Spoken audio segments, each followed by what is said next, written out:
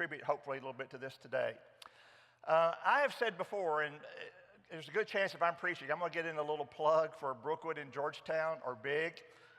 It is a innovative vocational community for adults with special needs. And Sandy and I are blessed to be able to be a part of that in some ways. These adults are just some of the most wonderful people I know. They come to BIG and they make beautiful things that are sold in our gift shop and our cafe. And we are very much a God-centered program. And so we begin every day with a devotional and a prayer. And one of the things that I like to do when every now and then I'll lead the devotional is I like to put Romans 8:28 up on our screen. And then I will read this verse a little bit differently than I might otherwise. We're all together and I'll say, and we know that in some things God works for the good of those who love him. And without exception, they'll catch that and say, no, Tim, that's not what it says. You didn't read that right. And I'll, oh yeah, my mistake. I made a bad reading there. Let me read it again. And we know that in most things, God works for the good of those who love him. And once again, no, you messed up, you didn't get that right. And then I'll read it the third time, and then I'll read it the correct way. And we know that in all things, God works for the good of those who love him, who've been called according to his purposes. You know, sometimes things happen in life that make us have to decide if we really believe what we claim we believe. I mean, when you look at that verse, what do you really believe? Well, it depends on what's going on in life usually, doesn't it? Depending on what the day is like. Yeah, maybe we believe that God works in all things, but then when it really comes down to it, as I'm going through the struggles of my life, maybe I'm not so sure of that.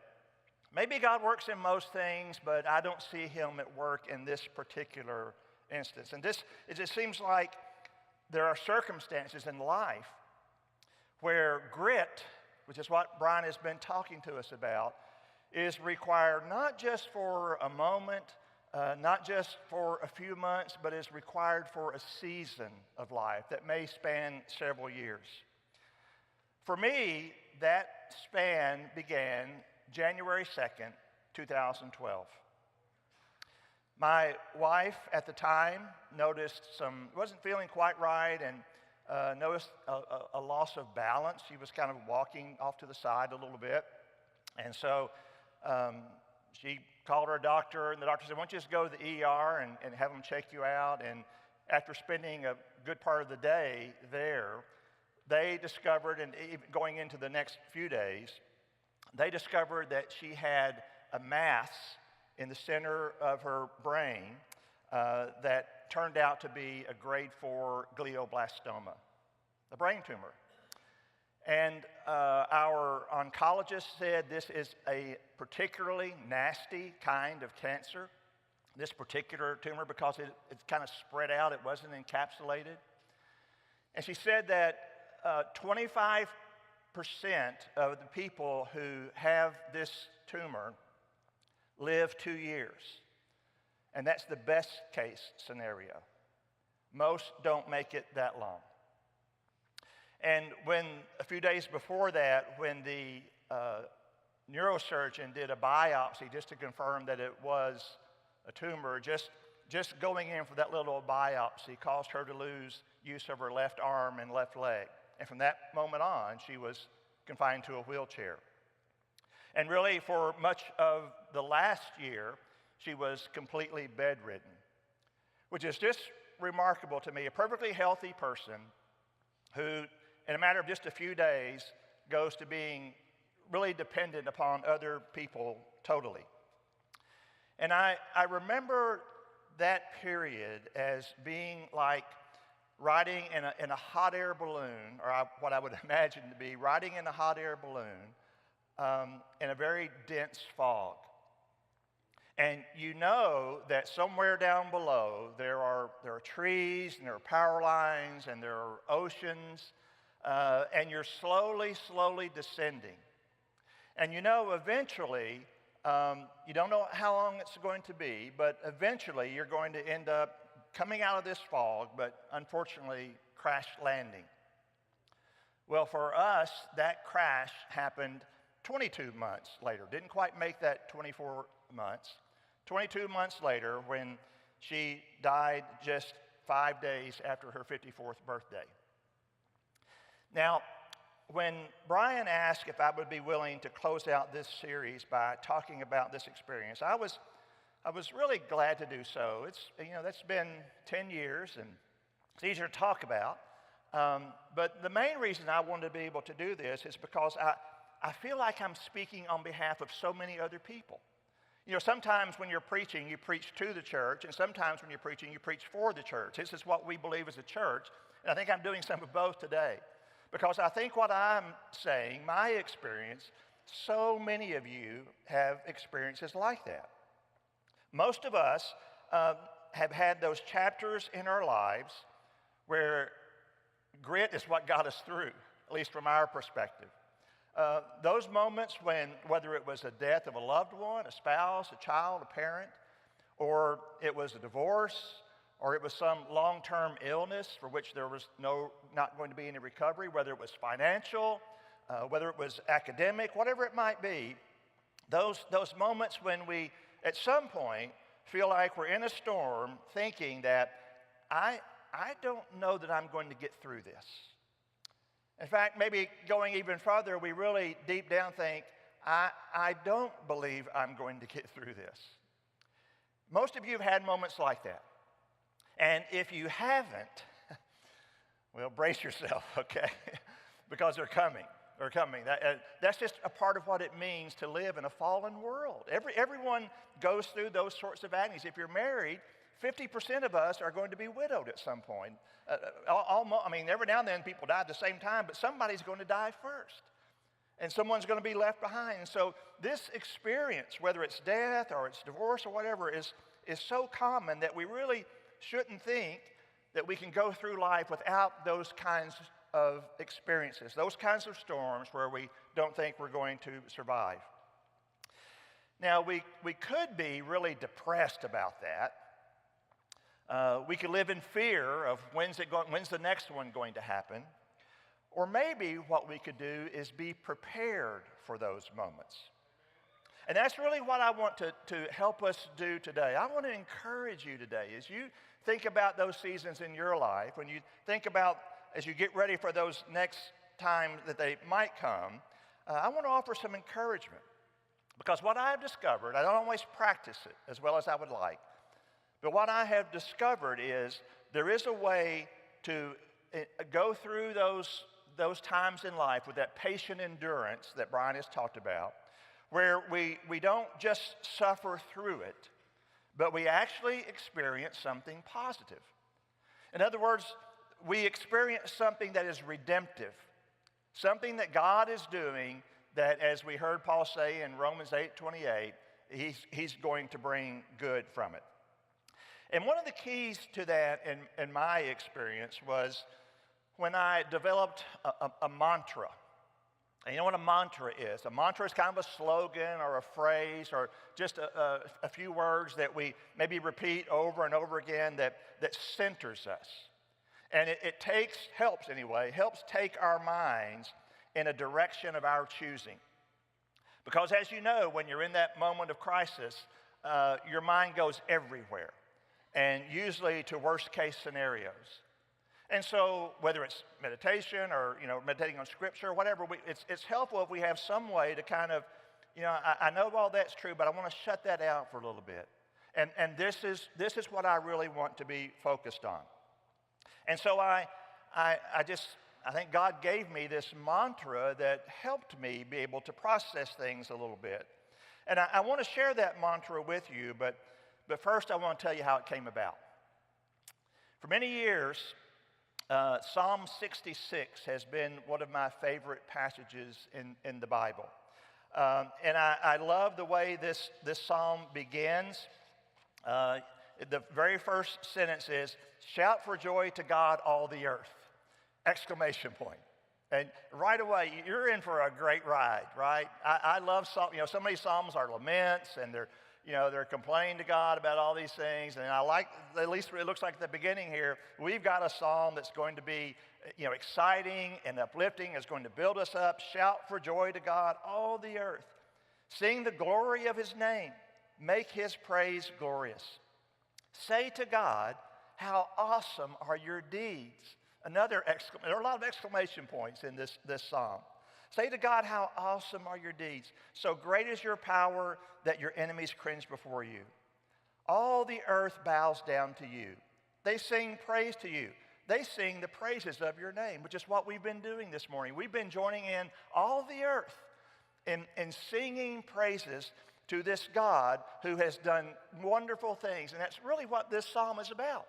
It is a psalm that praises God for his marvelous deeds, as he says at the beginning of this, those awesome deeds for mankind. Come and see what God has done.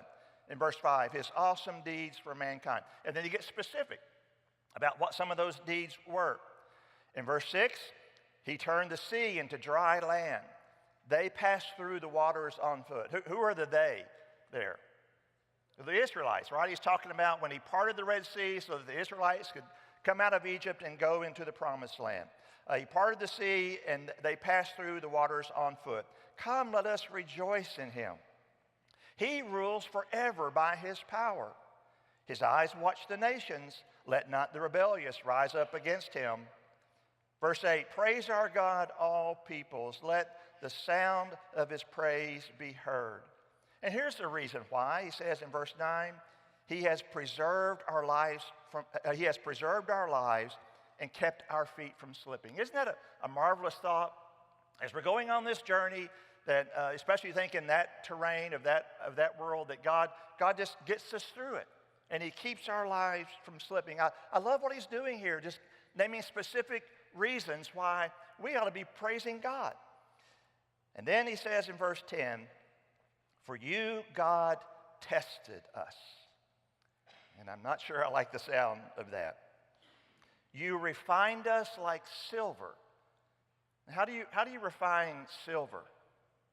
You put it to the fire and you burn out the impurities. He says, you refined us like silver. You brought us into prison and laid burdens on our backs. You let people ride over our heads.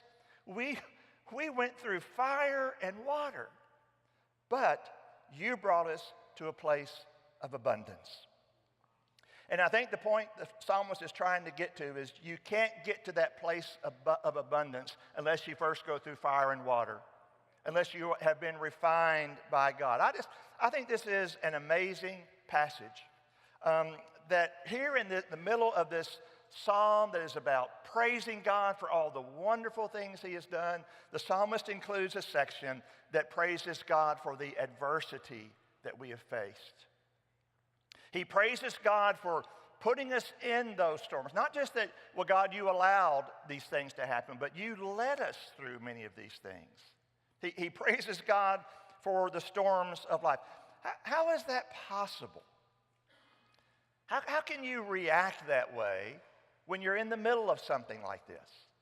I mean, I don't think God expects us to, whenever hard times come, that we just stand up and cheer. Oh boy, this is a great thing. I'm glad I'm in this position. But can we have a perspective that at least keeps us from falling completely apart? And we can see maybe some things that God is doing. Well, it was out of these two passages, Psalm 66 and Romans 8, that God helped me see this mantra, this slogan. And during those moments when I didn't think I could endure, I would say this prayer. And I remember times where I would stand over the bathroom sink because there was just so much water and slobber and all this stuff coming out. I was just holding on by a thread, and I would just muster up through the Spirit the strength to pray this simple prayer. I know you are a good God, and I know you will bring good from this. And that's all I knew. I know you are a good God, and I know you will bring good from this. Now, I never could answer the question of why. And that's what we want to know, right? When these things happen, why? Why me? Why do good things or bad things happen to good people? I didn't have an answer then, and I really don't have an answer now that kind of, I know some things, and I know it may be intellectually, but there were times when I struggle with that in my heart. There are a lot of things I didn't know. I didn't know how this was going to end. I knew roughly how it was going to end, but I didn't know when it was going to end. I didn't know what it was going to be like until we got to the end. But I just held on to what I knew to be true. You're a good God, and I know that you will bring good out of this. In other words, in all things, God works for the good of those who love him, who've been called according to his purposes. Now, we almost never see that good in the moment. Oh yeah, I see what you're doing here, God. Yeah, and this is a really good, it usually doesn't work that way. Usually it's looking back, if we see it at all. So sometimes because of our limited human perspective, we may not ever see the good that God was accomplishing in those times. But, really we've got two options. One option is we can get angry and we can fight God. And I feel like I know about that one. I feel like for much of my life I've been on the kind of kicking and screaming plan with God, So that's one option. We can be angry and we can fight God. The second option is we can be angry and we can fight God, but we can also have deep within us this awareness, this conviction that he is a good God and he will bring good. And hopefully, the more we kind of listen to ourselves saying that, and the more that we are focused on him, and as we mature in our faith, maybe we'll be a little less angry. And maybe we'll fight God a little bit less. And maybe we'll trust him a little bit more. Well, we'll never get this perfect, I don't believe. But maybe we can grow in it. And when those times come, we can handle them better than we would otherwise. In other words, we can show grit in those moments. Several years ago, I lived in Tallahassee, Florida. And we do the Florida State thing here. In our church property, Kenny and Karen Knox owned a home that backed onto our church property. Now, if you're a golfer and you're a little bit older golfer, you might remember that name. Kenny won 3 times on the PGA Tour in the late 80s. And Kenny and Karen were just wonderful people, very godly people. And Kenny had in his backyard a to-scale replica of the 16th green at Augusta National Golf Course, where the Masters is played. You know, some of you, yeah, you know that one, right? It's the one that's got the water off to the left, and the pin on the last day is usually in the back left, and they have to hit it up the top right and watch it, trickle down about 30 yards or 30 feet to get to the pin. Very exciting hole. And he had that scaled down version, but it was to scale. All the contours were exactly like they were at Augusta National. And he said, "You're welcome to putt on this thing anytime." And let me tell you, it's even harder in person than it is when you see them doing it on TV. He said, if we're not home, you're welcome to use it. If we're home, you're welcome to use it. You don't check, just you can putt on that green anytime. I did that several times. And every now and then, if he was home, he'd come out, and we'd talk a little bit.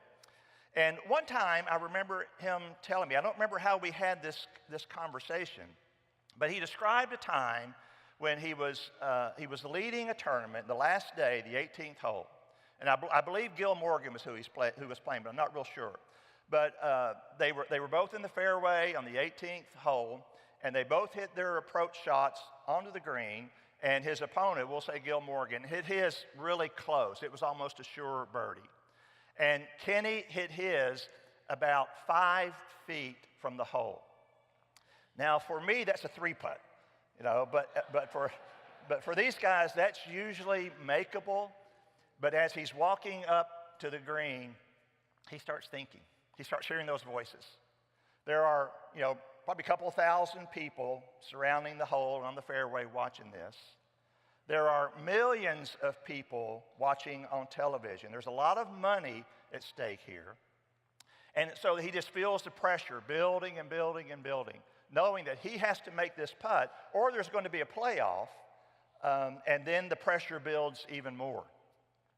And so as he was walking up to the green, he said that he just kept telling himself, I have made this putt thousands of times in practice. I've made this putt probably hundreds of times in other tournaments. And he just kept feeding himself with those thoughts. I know I can do this because I've done it so many times before. So he got to the 18th green, 5 feet away, took his putter back, hit it, and sure enough, the ball went in the hole and he won the tournament. And he told me afterwards, he said, Tim, sometimes you just have to go with what you know. You just have to go with what you know. And I think that's something of what this psalm is trying to teach us and what Paul is trying to teach us. You don't have all the answers. You may be thinking you're not going to get through this. You don't know why all this is happening, but just go with what you know. And what you know is he's a good God. And he is a God who works through everything to bring good. That's the kind of faith you see in Habakkuk. Do you remember Habakkuk, Old Testament prophet? He wrote a little short book. You might enjoy reading Habakkuk sometime soon. But Habakkuk is kind of known for having a couple of complaints. And the first of those complaints was he lived in Judah about 7th century BC. We think maybe about 650, 640, somewhere in there. And it was a bad, bad time for the nation. They were just incredibly wicked and just pretty much had left God. And Habakkuk's complaint was, why is this happening? God, why do you let your people be so bad? And God answers Habakkuk and says, well, Habakkuk, I'm going to take care of this. I'm going to send the Babylonians, and they're going to take them off into captivity. And so that led to Habakkuk's second complaint. Well, why are you using the Babylonians? I mean, they're worse than we are. And he doesn't understand what's going on. He's just totally clueless as to what God is doing, even though God is laying out his plans before him. And so finally, at the end of the day, Habakkuk, I can just see him kind of throwing his arms up in disgust and confusion, and writes in verse 17. Here's where Habakkuk is left with his complaints. Even though the fig trees have no blossoms, and there are no grapes on the vines, even though the olive crop fails, and the fields lie empty and barren, even though the flocks die in the fields, and the cattle barns are empty, yet I will rejoice in the Lord. I will be joyful in the God of my salvation. And so I think, really, when we look at suffering, when we look at those hard times at life, we many times think it's evidence of an absence of God.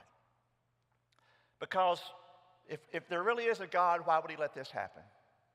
Or if he is a God who loves me, if he's concerned about me, why would he let me go through all this? And so we view those times as, where are you, God? Why aren't you here? I think for Habakkuk, and I think for the psalmist, and I think for Paul, what they saw was not the absence of God. They saw the presence of God. And they saw circumstances in life where God would be at work and would ultimately bring good. I think that's a gritty faith. I think that really is the kind of faith that Brian's been helping us develop and showing us how we can get. And if you'd like to know more about how to get that kind of faith and you haven't been here, go online and listen to those sermons, watch those sermons, and kind of head down that path where you can develop this same kind of faith, where you can be confident that God is at work even in difficult times. It doesn't make the hurt go away. It doesn't make the anxiety just completely disappear. But at least it gives us this confidence that I know it's going to be okay. I know it's all going to work out. There is a poem I came across several years ago that I really like. It's an old poem. You can tell because it rhymes. I don't think they make those kind anymore. And it's a poem that is written from the perspective of a little boy and his father, but it's just as applicable to mothers and to little girls. It's called The Race by D.H. Groberg, and I think it really encapsulates what this series has been about. Quit, give up, you're beaten. They shout at you and plead. There's just too much against you. This time you can't succeed. And as I start to hang my head in front of failure's face, my downward fall is broken by the memory of a race. And hope refills my weakened will as I recall that scene. For just the thought of that short race rejuvenates my being. A children's race, young boys, young men, how I remember well. Excitement, sure, but also fear. It wasn't hard to tell. They all lined up so full of hope. Each thought to win that race, or tie for first, or if not that, at least take second place. The fathers watched from off the side, each cheering for his son, and each boy hoped to show his dad that he could be the one. The whistle blew, and off they went, young hearts and hopes afire. To win the race and be the hero there was each young boy's desire. And one boy in particular, whose dad was in the crowd, was running near the lead and thought, my dad will be so proud. But as they speeded down the field across a shallow dip, the little boy who thought to win lost his step and slipped. Trying hard to catch himself, with hands flew out to brace, and amid the laughter of the crowd, he fell flat on his face. But as he fell, his dad stood up and showed his anxious face, which to the boy so clearly said, get up and win the race. He quickly rose, no damage done, behind a bit, that's all, and ran with all his might and mind to make up for the fall. So anxious to restore himself, to catch up and to win, his mind went faster than his legs. He slipped and fell again. He wished then that he had quit before, with only one disgrace. I'm hopeless as a runner now. I shouldn't try to race. But in the laughing crowd he searched and found his father's face, that steady look which said again, get up and win the race. So up he jumped to try again, 10 yards behind the last. If I'm going to gain those yards, he thought, I've got to move real fast. Exerting everything he had, he regained 8, then 10. But trying hard to catch the lead, he slipped and fell again. Defeat. He lay there silently, a tear dropped from his eye. There's no sense running anymore. 3 strikes, I'm out. Why try? The will to rise had disappeared. And I'm just wondering if maybe that's where any of us are today. The will to rise had disappeared. All hope had fled away. So far behind, so error-prone, a loser all the way. I've lost, so what, he thought. I'll live with my disgrace. But then he thought about his dad, who soon he'd have to face. Get up, the echo sounded low. Get up and take your place. You were not meant for failure here. Get up and win the race. With borrowed will, get up, it said. You haven't lost it all. For winning is no more than this, to rise each time you fall. So up he rose to run once more, and with a new commit, he resolved that win or lose, at least he wouldn't quit. So far behind the others now, the most he'd ever been, still he gave it all he had and ran as though to win. 3 times he'd fallen, stumbling. 3 times he'd rose again. Too far behind to hope to win, he still ran to the end. They cheered the winning runner as he crossed the line first place, head high and proud and happy, no falling, no disgrace. But when the fallen youngster crossed the line last place, the crowd gave him the greater cheer for finishing the race. And even though he came in last with head bent low, unproud, you would have thought he'd won the race to listen to the crowd. And to his dad, he sadly said, I didn't do too well. To me, you won, his father said. You rose each time you fell. And now when things seem dark and bleak and difficult to face, the memory of that little boy helps me in my own race. For all of life is like that race with ups and downs and all. And all you have to do to win is rise each time you fall.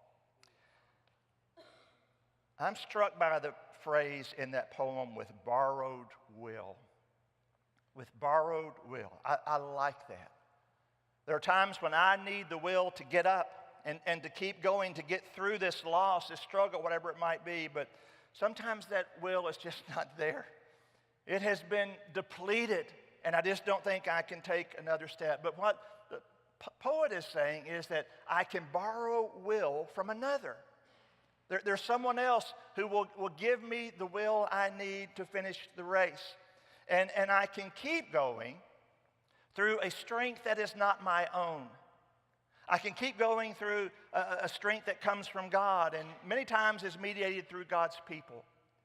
And I just want to say as a quick aside here, something of an aside, that's one of the reasons why I believe so much in intergenerational relationships in the church. Just because we've been through some difficult times doesn't mean we have a lot to offer, but hopefully we process things. And I think we need younger people in the church to be connected and be in relationship with older people in the church so we can learn from each other. That we can share some of those struggles that we've been through and how we got through them. And then the younger people can share their perspective with us and help us. And so if that's a void in your life, take that next relational step. Get to know someone who is older than you and begin to develop a relationship with you. And if you're older, look for those opportunities. You know, it drives me crazy how we're so afraid of this seniors, idea. I only thought I was a senior. Well, you've got something to offer. Don't keep that to yourself, because people need to learn from each other about this is a God who works in people's lives. He's not just a God who worked a long time ago. He's a God who works today, and we need those stories to be exchanged. So if you are in I don't think I can make it season, or when the next one comes, I just want you to know you can. You really can make it. You may think you can't. You may think you don't have the will to go on. You may think you don't have what it takes, and probably you're right. You don't have what it takes, but you can borrow will.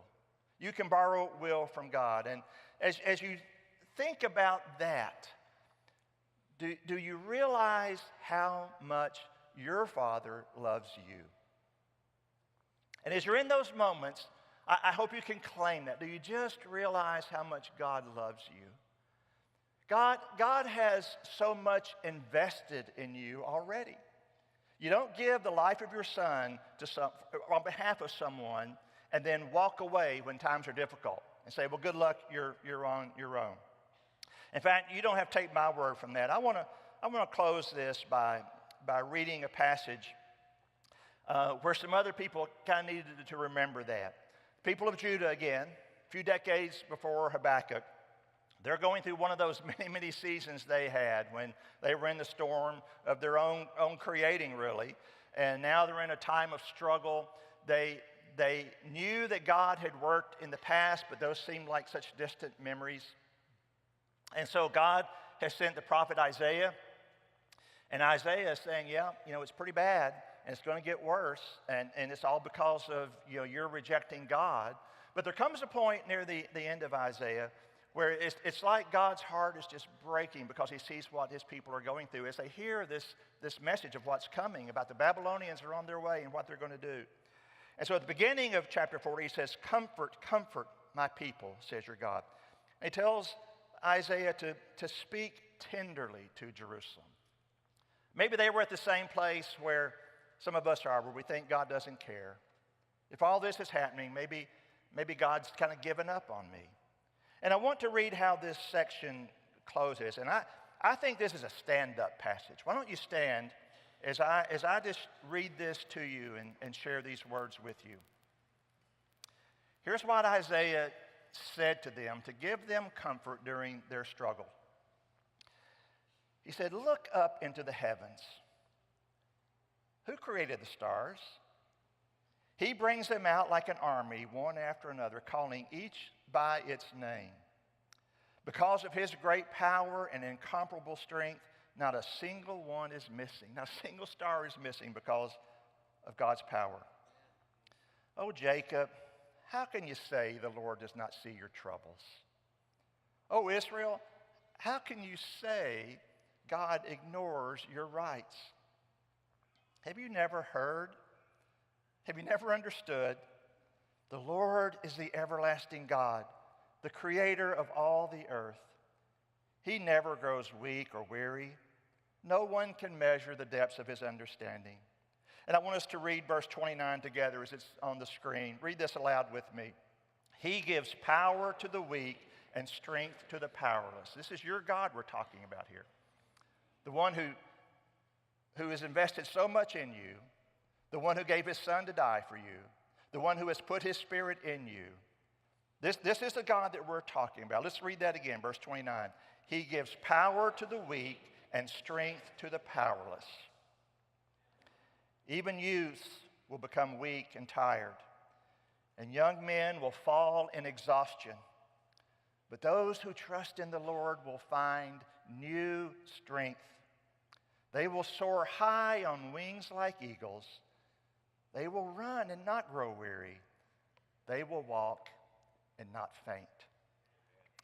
Father, thank you for being a God that we can always count on. We know that there is never a place we will ever be that is beyond the reach of your love.